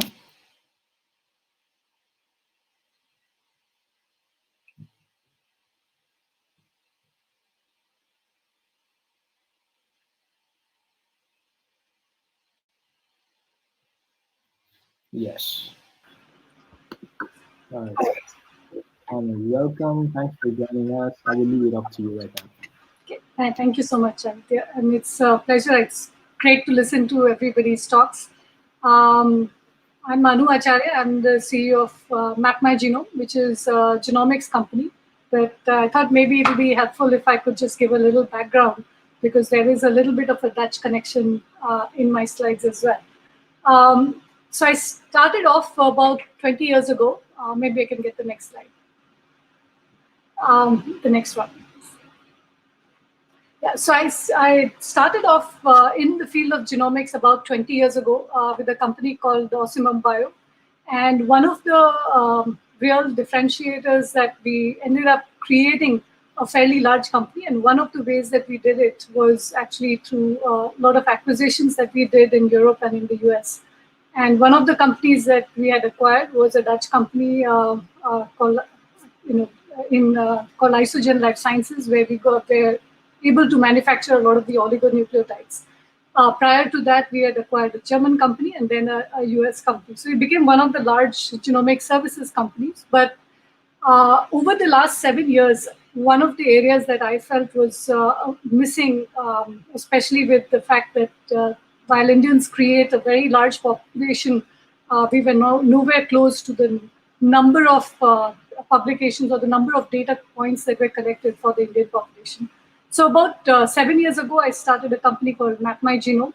And MapMy Genome is in many ways, while many people prefer to connect it or correlate it with companies like 23andMe, but we obviously follow a slightly different way of actually working, because we not only look at it from a health perspective, but we also make sure that it's not about just giving somebody a report, but about being able to follow it over a period of time and to be able to provide genetic counseling services for the consumer so that there is a lot of value that consumers can get from it. So we've been able to do, we also at the same time, with the consent that we get from consumers, we take the anonymized data sets to be able to see if we can find some very interesting insights into it. And we've been able to find a fair amount of good insights that we'll be able to collect from that. And one of the biggest advantages for us was that given that we had a fairly large population that we had already created, population data set that we had, one of the areas that we thought that we could really quickly help all our customers in was to be able to pick out those areas that we felt that they would be of importance for them. So one of the first things that we did, and maybe I can move on to the next slide and explain what we did. One of the first things that we did for the COVID crisis was to be able to look at the database that we had, to create a report which was focused on immunity as well as any sort of sensitivity towards the COVID, whether it was SARS, whether it was in terms of looking at cytokine storm and others. So all our customers got a free report on understanding their immunity, and we were able to give them that. And I think a lot of them were very, very excited to be able to at least get that information to help them navigate through this difficult crisis. The other thing in terms of what we did for the COVID crisis, and the first one that we did was more in terms of creating a knowledge base. And we realized that while every average layman was interested in knowing what is going on around them, I think it was important to be able to dumb down some of the science so that everybody could be able to understand, what is, how do you actually run, what is, what kind of tests are available, what is RT-PCR, what is an antibody test, and so on. So we sort of created a knowledge base, and we continue to grow that on our website. That was the first thing that we did. The second thing that I got involved in was actually helping a lot of states, and to be able to facilitate that, I work with two professors, one from the University of Chicago and one from Duke University. And what we've been able to create is how to assist states in actually effectively building up testing capacities in those states. Because clearly, while we do aspire to have 1 million tests done a day, there are limitations across the globe, whether it is resources or capital or anything else. So how do we make sure that we can effectively create models that will combine sampling strategies as well as testing strategies so that they are able to do that? Now, while we were doing all of this, I think one of the areas that we realized was that there are 2-3 places that we felt that there is a need to be able to actually innovate and to be able to at least make sure that we are able to manage the scaling up much better. And that was in the process of collection, the home collection, not even the home collection, but the collection. And because this is not going to go away immediately, we'll have to think about it from a long-term perspective. So what we've done is more to be able to create a transport medium where you don't have to transport it in a cold chain, that you can actually send it across without having to bother about that. So that is one area that we have worked on. The other, given that we had a lot of previous experience in building RT-PCR kits, given our experience in 2009-10 when H1N1 was there, we were one of the earliest companies to actually come out with a RT-PCR kit, which was very inexpensive. And we had gone through the whole process of ICMR validation and all. So that was another area that we are now also working on. And this is not yet approved, but we are in the process of getting that done as well. So we've been looking at multiple areas of where we can actually help in actually building some of the areas, the aspects of innovation that are required to be able to scale up, and to be able to look at not just scale up without considering other constraints that might be there, whether it is in terms of capital and others. And in order to do that, we've also making sure that we are able to actually expand and do the testing ourselves as well. So in many ways, while our primary business has been in the area of genomics, both personal as well as clinical genomics, and we will continue to do that as a very large part of what we do. One of the areas that we believe that we can actually help is our experience of the last 20 years in genomics, to be able to help in not just in testing, but in advising, and to be able to see where all we can plug those holes. So that's with that, any questions, I'd be happy to answer. Thank you very much, Anu. In our previous calls, you had mentioned that you're looking for some partnerships in antibody testing. Do I remember that correctly? Yes, absolutely. I think one of the areas that I'm very keen is that if we can build some capability internally, and I know that there are a few companies now in India that have already begun doing that, but it would be great to have some sort of a collaboration to see how we can build rapid testing models in a much more quicker and more efficient way. Because while RT-PCR is a well-established, well-tested model, I think it is still a laborious and expensive process. So any way of being able to supplement that along with what you can do is always an exciting area for us to look at, whether it is looking at assays like LAMP assays or any sort of a point-of-care device. But also one area that I feel that while it has created a lot of hue and cry across the globe with the testing quality and all of that, I think there is a lot of merit in being able to look at antibody testing in general and doing it in a way that is quick and is point of care and can be done at the place that you want to test them. Because it's not just about looking at whether someone has an infection, because when you're looking at it from a much broader perspective, understanding it from whether they've had past infection is almost as important, if not more important, when you're looking at it from a macro scale. Yeah. Okay. All right. Yeah. Perhaps other startups that are presenting here, or also our experts, or anybody else from the audience that is joining us, could be interesting to hear about this as well.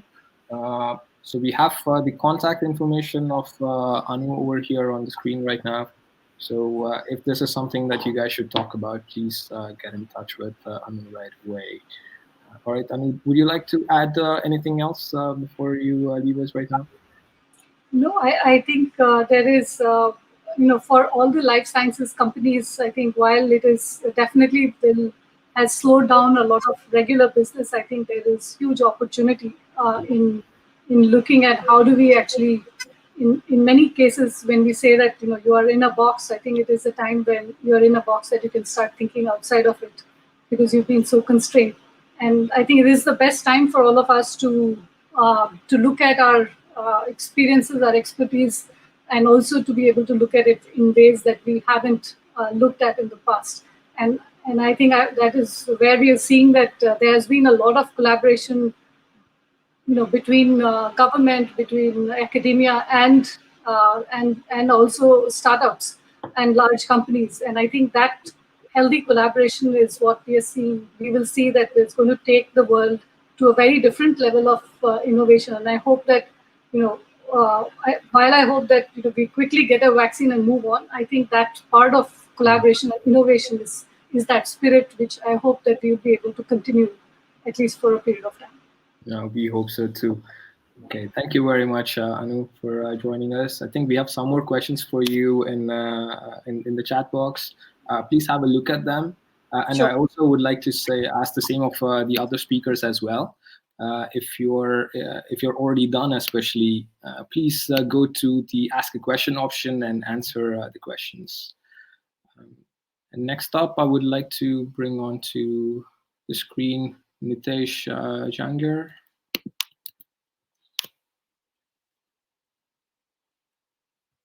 Accepted and connecting. Yes.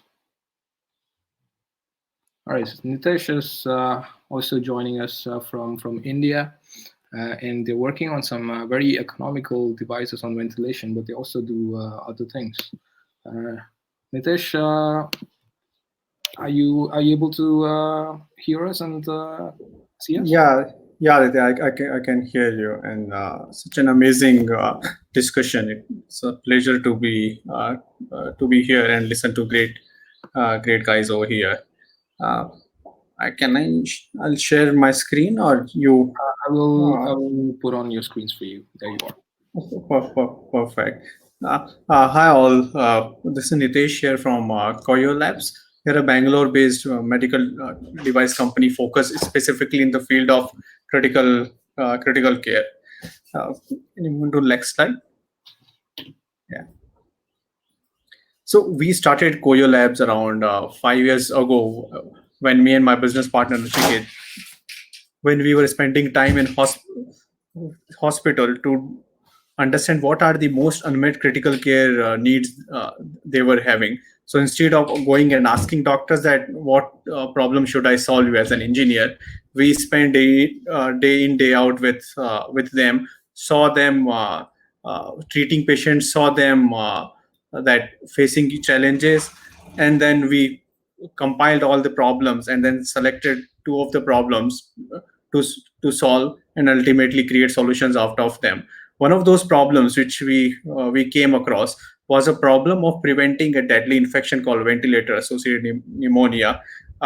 Any patient who goes on ventilator, they have a tube going inside their airway. This tube called endotracheal tube.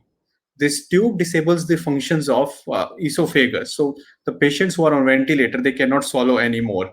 We generate 2 liters of saliva every day, but all of it goes inside our saliva, our esophagus, and ultimately goes to our stomach.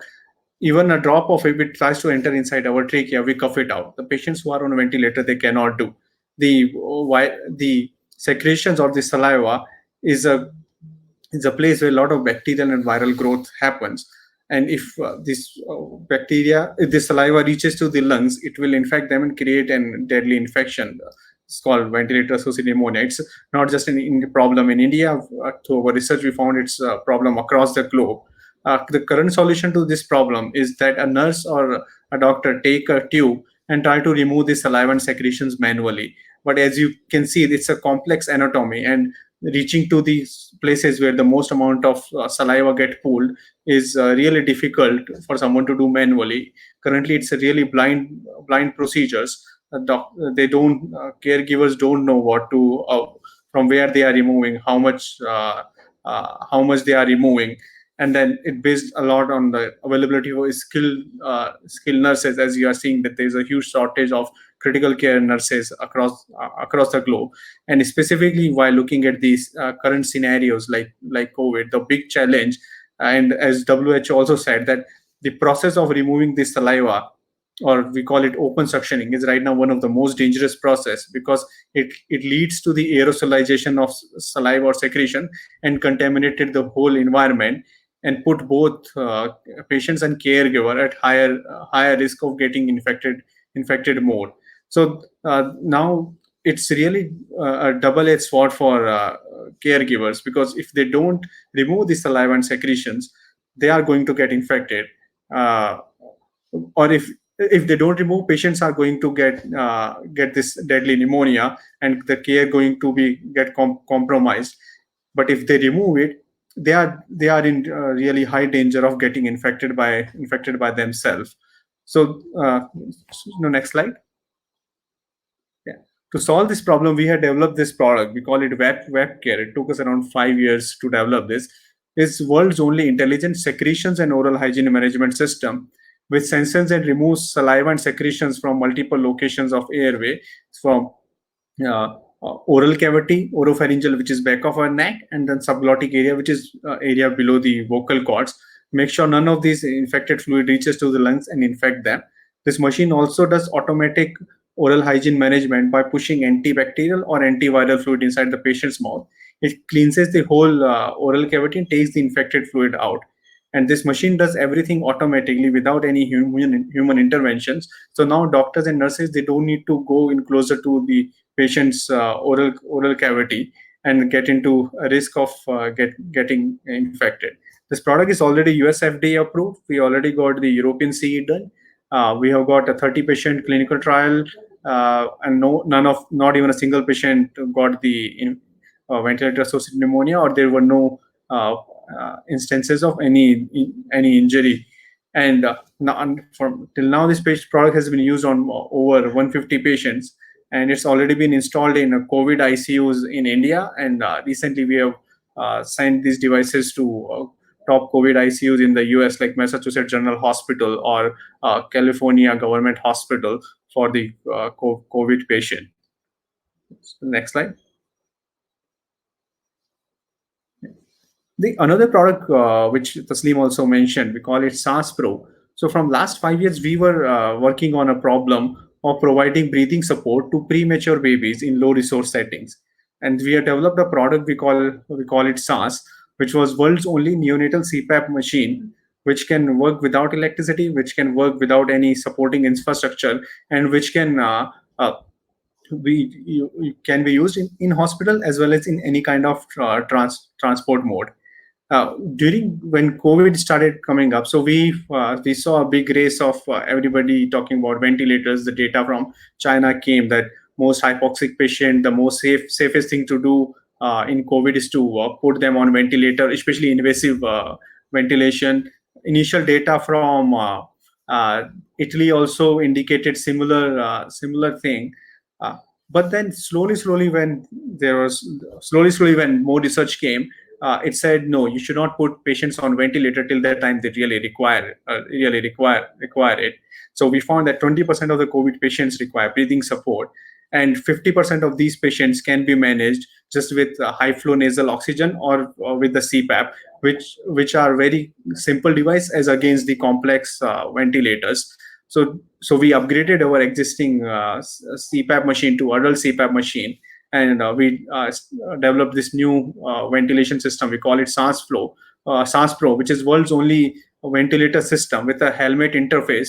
So which will make sure even if a non-invasive oxygen or breathing support is given at high flow and high pressure, no aerosolization of saliva and secretion happens, and it will make sure that patients are comfortable while they are receiving the breathing support, and then caregivers are safe because secretion or infected saliva or aerosolized saliva or viruses from the patient's airway are not getting transmitted into the environment.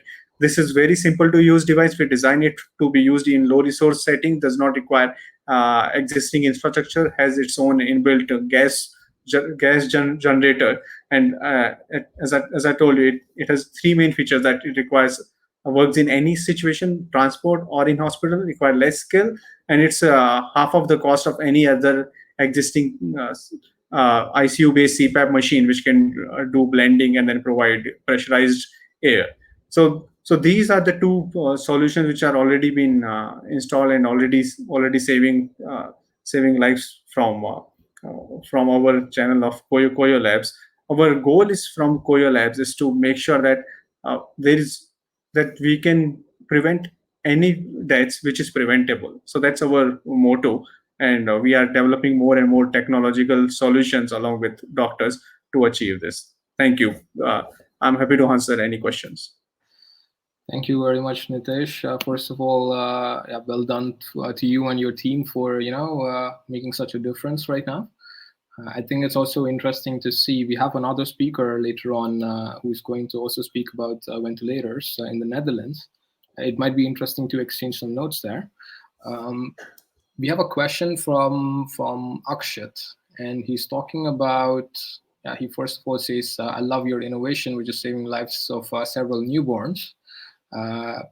Though you have successfully developed a prototype, what are your inhibitions during the process of invention? And are there any bottlenecks you're facing right now?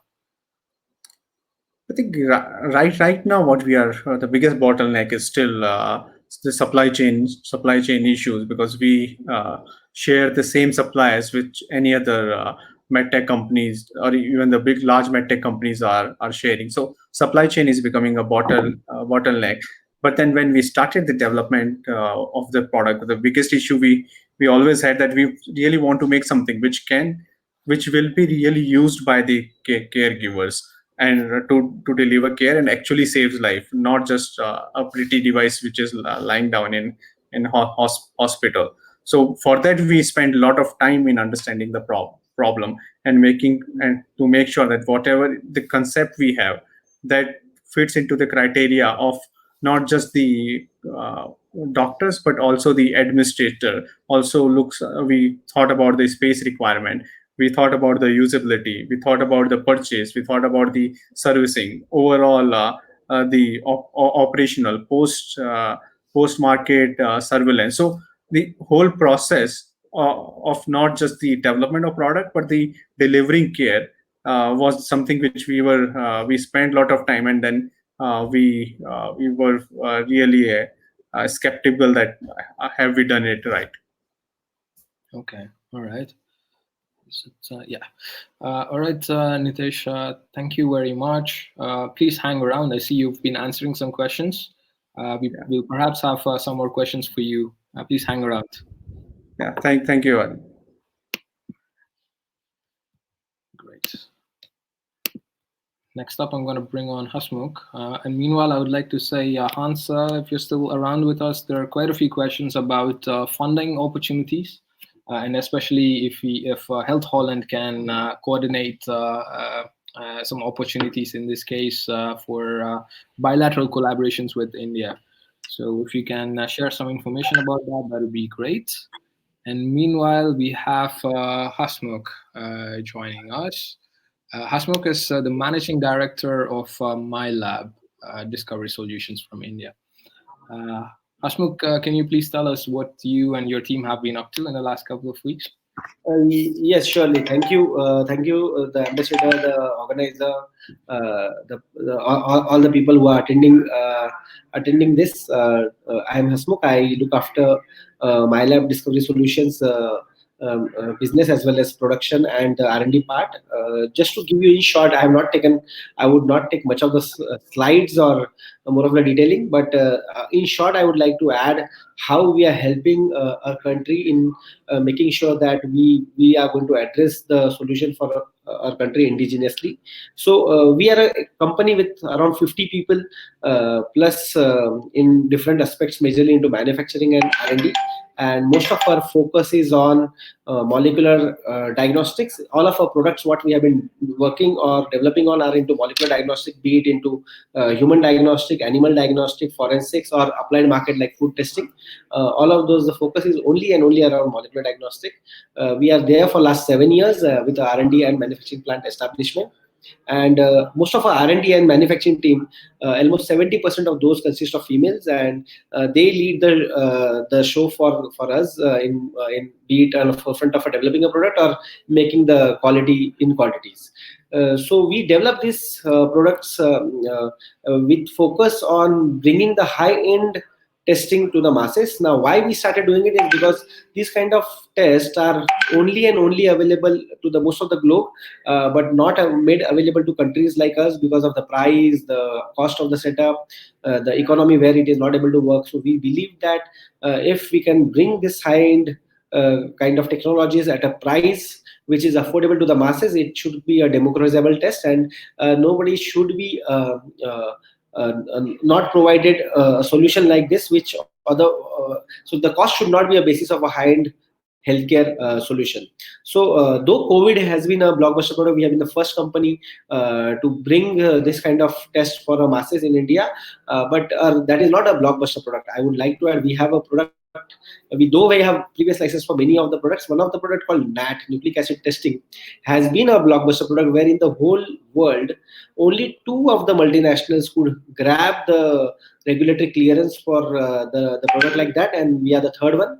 A test which is must on every blood bag before it is given to a patient who might need the blood, and to make sure that they are not getting infected because of the blood they receive. And in such kind of scenario, high-end test is very much required because other cheaper alternatives are not that accurate or that sufficient to tell you that whether the blood is good to give for the transfusion.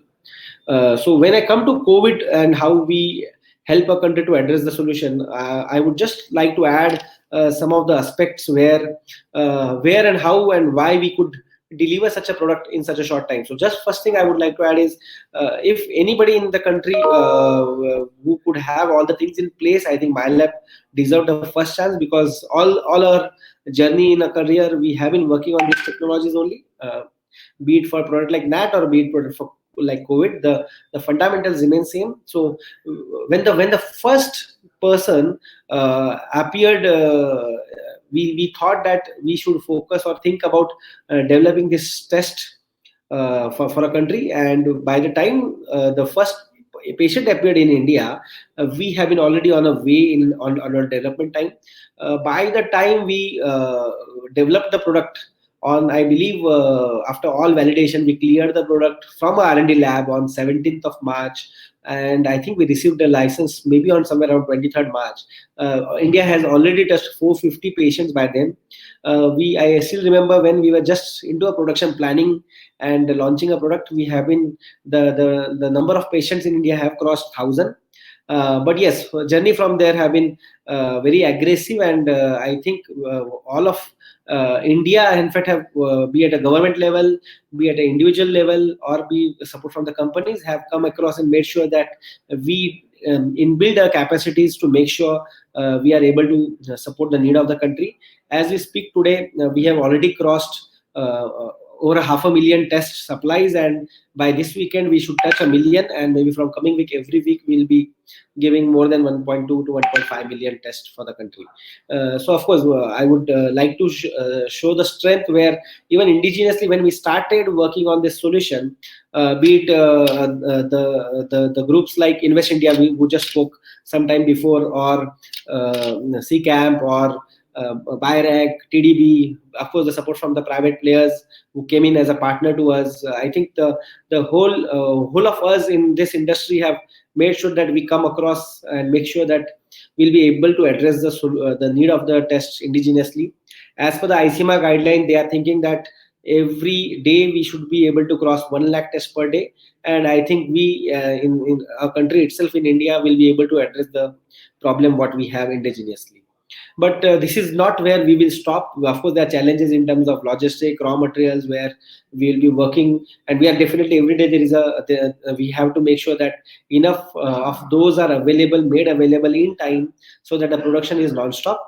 But we are though working on very tremendous speed to make sure that we are bringing more and more development in place. So one of the product what we would be launching soon is a machine which will be a lab in a box, which is unnecessary today, where because of the infrastructure, most of the labs or most of the tests are not happening in time. We are also developing a platform which will be launched very soon, where it will be a lab in a box, where anywhere on a bench you will be able to do all these complex tests without any manual intervention. Thank you very much, Hasmukh. And yeah, that's some massive operations that you're talking about. And please provide us with some links that the audience can see in the chat box next to us to follow your development as well. And those of you joining us from outside India, 1 lakh has 5 zeros. And a question to you, Hasmukh, because you've talked about challenges with supply chain, but is there another way where the audience can support you right now? I think more or less for the last 1 month, the challenges were there. As we speak today, we have also learned the way where we could have addressed it. Invest India, who have just had some time before who spoke, they have been leading the show for us as well, making sure that enough of the inventories are parked for our country, and made sure that they are delivered. So I think we are more or less good to go now. As we speak today, we have kept the inventory ready for around 10 million tests with us. I think that would address most of the problem for the country. Okay, all right, incredible. Yeah, let's also explore ways in which this can be expanded to the Netherlands as well. That's something that we can talk about together with our experts. Thank you very much, Hasmukh. Please hang around. Thank you. All right. Next up, I'm going to bring on Jan Karel, who is one of the initiators of Project Inspiration and Diagnostics for All. Here, I would like to give a shout out to Roel Krameling from TU Delft for this connection. And actually, Project Inspiration is also part of the Resilient Society platform. Jan Karel, thanks for hanging around. I know this is a little bit over time, so thanks for making this still possible. Okay, good afternoon, everybody. My name is indeed Jan Karel Diel. I'm from Delft University of Technology, and I will present to you Project Inspiration, one of the 3 COVID ventilator projects at TU Delft, and I'll try to keep it short. Saying that 3 projects in 1 university already, that means that there must be hundreds of these types of projects all over the world. And definitely, like we have seen already previously, a lot of people are working on the ventilator challenge. Maybe what makes our project a little bit different is that we didn't take high tech as a start, but low tech. And as you can see to the left, our starting point is a model from the 70s and the 80s, a proven technology. And what we had to do is we had to go to a medical museum in Leiden and to take it out of the archive, the East Radcliffe ventilator. And it's a mechanical machine operating on a lot of mechanical parts, and at that time, not using any software. And you can see from the left to the right, the iterations we went through really fast in the last 3-4 weeks, where we still had a first version with an included gear hub, almost like a bicycle. We moved towards a replacement of that with a motor with a variable speed. And to the right, you see the current status of our ventilator, which is now running for 3-4 weeks now in a duration test. So far, so good. But next slide. Can we go to, yeah. Meanwhile, we have a ventilator, and a lot of people are also produce a ventilator, but there is no longer any need in the Netherlands right now for more ventilators.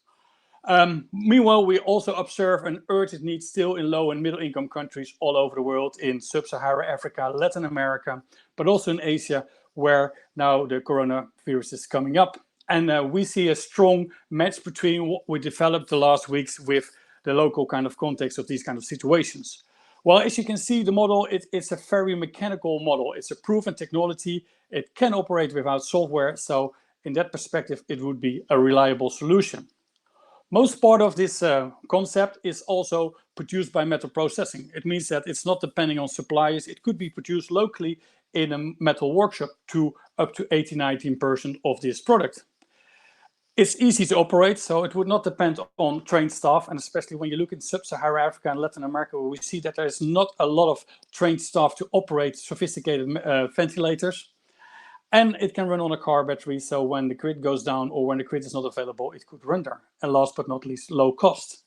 So these would be all kind of characteristics which would make it not a really high-tech function with a lot of functions kind of ventilator, but still something which could match really well with the current needs in all these kind of places. Next slide. As a result, we got a lot of attention. So we were in the New York Times, we were on the Dutch television, the Prime Minister came around, we were international television, and we decided to put our work, as many other projects, open source, in this case on GitHub. But open source is a nice platform, but it seems to be not sufficient to make it really happen in all these kind of places. So right now we are in the States that we have a kind of social venture approach where we are with our team and we have some startup entrepreneurs where we started a dialogue with over 15 countries to see how can we transfer this concept to those places in need and to make it really happen there. And it's also really an exploration. We don't not have yet the answer how to do that. But what happens right now is that we facilitate we try to facilitate the local production startup and the local certification in some of these countries. And the first thing we see is crucial to start up a local, to establish a local partnership where we need at least sufficient local production capacity, good producers, but we also need local hospitals involved directly, but also local authorities since the product has to be certified in the local context. And as soon as we have this triangle of these 3 key stakeholders in place in the local context, one of the ways we continue then is to send one of our prototypes there, because digital drawings work well, but as soon as you put a physical prototype in front of a group of manufacturers, it goes much faster and the replication can start. With that, we try to send also a first amount of specific parts with it that local production can start up really fast. How that will work in practice, we will see. But we have shipped now our first ventilators to Guatemala. Today, one will go to Mexico, one left already to Ukraine, and we hope to send by the end of this week one to Panama. This is a little bit where we are. A rather down-to-earth project, starting from the museum right now up to looking like how can we create local ecosystems in low-resource settings to start up local production. On one hand, to strengthen the local healthcare system, but also to re-establish the local manufacturing context in a lot of these kind of countries to demonstrate that they don't have to be dependent from long supply chains from Western countries or from Asia, but they also can start more and more thinking again, how can we produce locally our equipment to be more resilient in the future? And that's a little bit like what I wanted to share with you in a nutshell, really shortly, about what happened here around in Delft and Rotterdam. Thank you for your attention. Thank you very much, Jan-Carl. I'm posting a link to Project Inspiration. Here you can find some information about the open source files as well. Jan-Carl, because what is very interesting is also that you're able to work with organizations that are international. Can you tell us a little bit more about that? Were these existing collaborations or were the new collaborations? How did you go about it? It's really exciting. It's a total, all kind of new kind of collaborations popping up. The Dutch embassy is doing a great job in that sense that they are connecting us with a lot of stakeholders. But the interesting thing is that it can be each time starting from something different. Sometimes we start with a company who saw the news and think, hey, this is something where we can contribute, but maybe also make a new business in the future. In a lot of other cases, it might happen that a big NGO like the Red Cross or Doctors Without Borders say, hey, we see an opportunity here. Can we look together with you for local producers? So it's a really interesting thing, and it's not a one-fits-all solution. It's all the time a local context where different kind of stakeholders can take the lead, but in the end, we need all three of them on board. All right, good. And there's a question from the audience, from Akshat, because you're providing, you're coming up with affordable devices. How do you combine that with innovation for the masses? I think that's a really good question, but I think we should think about affordability not only as the cost price as it is when you see the price of a product, but in this case, it's also like, do you have enough trained people? Do you have to start training people, which is a lot of money, or the product cannot be used? Is it a product which can be locally maintained? Because if it cannot be maintained locally, it will not be used. Again, it will be a lot of cost. So I think we should look at it like in low resource settings. How can we make a device who can function optimally, but meanwhile reduce all the cost of the whole life cycle, the purchasing cost, the operation cost, the maintenance cost, etc. And I think when you think about all those elements, I think we all together should be able to make new products that can be also more high-tech, which fits in low resource settings, and to make it affordable. But we should not focus only on production cost or purchasing cost. Okay, all right. Thank you very much, Jan-Carl. That was a very nice presentation. And people, please follow up on Project Inspiration. And if you have some ideas for collaboration, please also reach out to these entrepreneurs. Jan-Carl, please hang around. I think there are also some questions for you. You can answer this right now, but also you can come back later and answer them. And for the audience, this is you are also going to have a recording of this. So you can come back to this and then watch this as well in the same link. Thank you very much. Thank you all. All right, that brings us to the final speaker for today. I had a trouble pronouncing his first name, so I'm going to call him Ben. Ben is from Protini, from Protini Therapeutics from the Netherlands. He and his team are not just working on the current challenges, but also for the future challenges that we might face. Ben, please tell us more. All right, thank you for the opportunity to tell you our story. My name is Bernd van Buren. I'm the co-founder and CEO of Protini Therapeutics, and today I will tell you about the exciting journey we are taking in our hunt for effective drugs against viral infectious diseases with a huge unmet medical need. So it's not only COVID, but there's also some other ones. We have focused on dengue previously. But the current COVID crisis makes our story even more relevant as we aim to treat viruses like dengue and Zika, which, similar to corona, can pose epidemic and pandemic threats. We are all aware of the Zika epidemic of a few years ago, which also shocked the world, although in a lesser extent maybe than what COVID is currently doing, but its threats like these are really shocking. And I already asked the question to Erik Klaassen before. We believe that antivirals are an essential tool to fight such threats. For example, remdesivir has just last week been shown to give a 30% shorter recovery time for patients in the hospital. And this is not an ideal drug, I would say, because it's only administered intravenously. So there's a lot to win there. Can you go to the next slide? So a protein solution aims to stop viruses from infecting and multiplying in cells. If you take a look at the right panel, you see that the top there, that viruses attack cells and then enter them and are able to produce from one virus going to 100 or even 1,000 viruses, and then they can subsequently spread through your body and make the disease so severe as we see in Corona, for example. If you have potent, in our case, anti-dengue leads, you can test that in cells and assure that you actually stop the viral infection and multiplying of the virus. So that we have already shown cellularly, and we are now going towards the proof of concept studies in animals. Our ultimate goal is to have orally administered drugs available to be able to quickly react in epidemic and or pandemic situations. So we aim for dengue, Zika, and related viruses. Chikungunya is also one we're considering.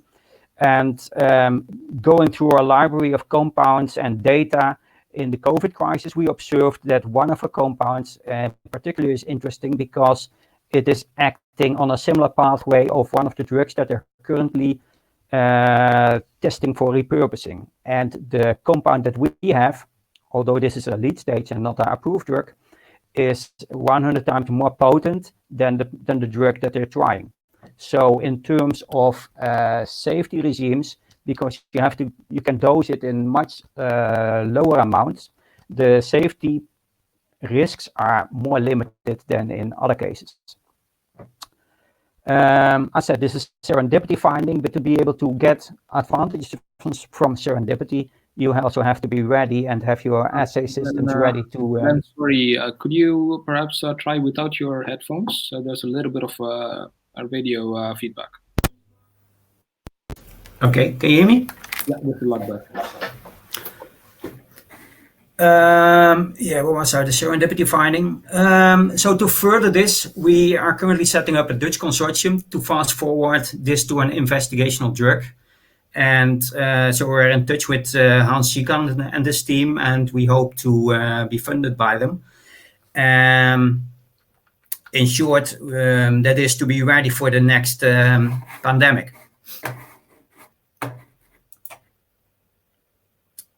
Can you go to the next slide?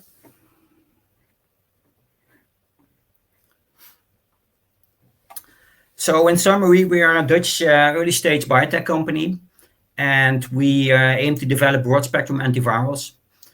Protein originated from two leading academic groups, both from the Netherlands, one in virology and the other in chemistry. So this is a typical innovation cycle that you use combined expertise to get to novel expertise in fighting a threat like dengue, and in this case also corona. I don't have time to show you, but we have an excellent team in place also to and that covers all aspects of drug development. And you can see that on our website, so please check the website for information. The website's on the next slide. And the current ask we have is to raise 8 million euros in a Series A to further the preclinical and clinical development of the dengue compounds. And as said, we are also working on investments and funding for corona.